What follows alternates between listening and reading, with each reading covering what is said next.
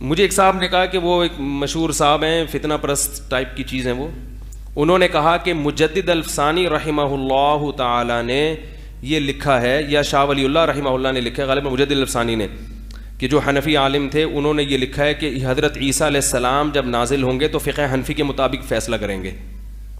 اب لوگوں نے دیکھو، یہ دیکھو حنفی لوگ کیسے ہوتے ہیں، حضرت عیسیٰ کو بھی کیا بنا دیا حنفی، او ہو توبہ توبہ، حنفی ایسے ہوتے ہیں، حنفی ایسے ہوتے ہیں. ایک پروپیگنڈا، یہ ہے وہ پروپیگنڈا جس کا میں ابھی ذکر کر رہا تھا.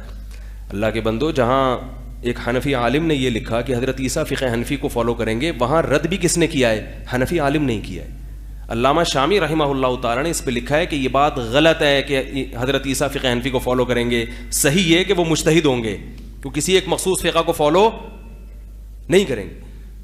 تو آپ صرف کسی حنفی عالم کی وہ عبارت جو جس سے پروپیگنڈے کا آپ کو موقع مل رہا ہے وہ تو ہائی لائٹ کر رہے ہیں، اور حنفی عالم نے ہی اس کا جواب دیا، اس جواب کو آپ ہائی لائٹ نہیں کر رہے. اس کا مطلب کیا ہے؟ یہ جو میں نے بھی قرآن کی آیت پڑھی نا، بل ہم قوم خصمون، اللہ کہتے ہیں ان کا مقصد کیا ہے؟ جھگڑا کرنا، جھگڑا کرنا، امت میں اختلاف اور انتشار ڈالنا. ایک صاحب نے مجھے کہا فقہ حنفی کی فلاں کتاب میں یہ مسئلہ لکھا ہوا ہے، دیکھو کتنا بیہودہ. میں نے کہا جس کتاب میں لکھا ہوا ہے یہ حنفی نے لکھا ہے، تو حنفی نے ہی اس پہ کیا کیا ہے؟ رد بھی کیا ہے. اس کے لیے ہمیں آپ کی ضرورت، بولو بھائی، نہیں ہے. آپ سے مشورے کی اور آپ کی رہنمائی کی، آپ کی گائیڈنس کی ہمیں ضرورت نہیں ہے. ہمارے ہی اکابر نے اس پہ رد کر چکے ہیں. سمجھ میں آ رہی ہے بات؟ تو اب اتنا ٹائم نہیں ہے کہ ہم ہر کلپ پہ بیٹھ کے کلپ بازی کلپ بازی کلپ بازی کلپ بازی، اور بھی غم زمانے میں محبت کے سوا. لوگوں کو خود ہی اتنی ایک سمجھ ہونی چاہیے. ہاں، یہ ایک سوال ہوگا کہ حضرت عیسیٰ علیہ الصلاۃ والسلام جب کسی فقہ کو فالو نہیں کریں گے تو آپ پھر کیوں کسی فقہ کو فالو کر رہے ہیں؟ کیا خیال ہے بھائی؟ ایک صاحب نے مجھے کہا حضرت عیسیٰ ابن مریم جب غیر مقلد ہوں گے تو آپ کیوں مقلد ہیں؟ میں نے کہا حضرت عیسیٰ کے بارے میں قرآن آتا ہے وَيُعَلِّمُهُ الْكِتَابَ وَالْحِكْمَةَ، اللہ نے حضرت عیسیٰ کو کتاب کی تعلیم یعنی قرآن کی تعلیم دی ہے.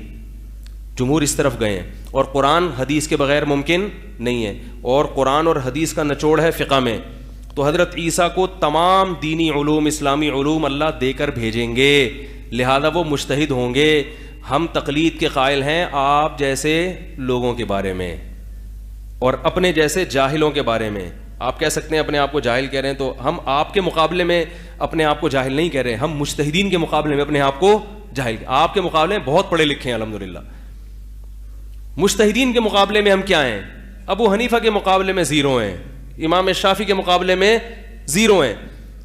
تو اسی طرح جب حضرت عیسیٰ ابن مریم نازل ہوں گے تو ان کے علم کے مقابلے میں ہم کیا ہوں گے؟ زیرو.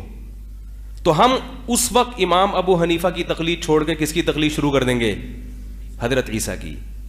تو پہلے بھی مقلد تھے، بعد میں مقلد رہیں گے. پہلے ایک مجتہد کی کر رہے تھے، جب اس سے افضل آ گیا تو اس کو بولو بھائی چھوڑ دیں گے. مسئلہ آپ کے ساتھ ہوگا.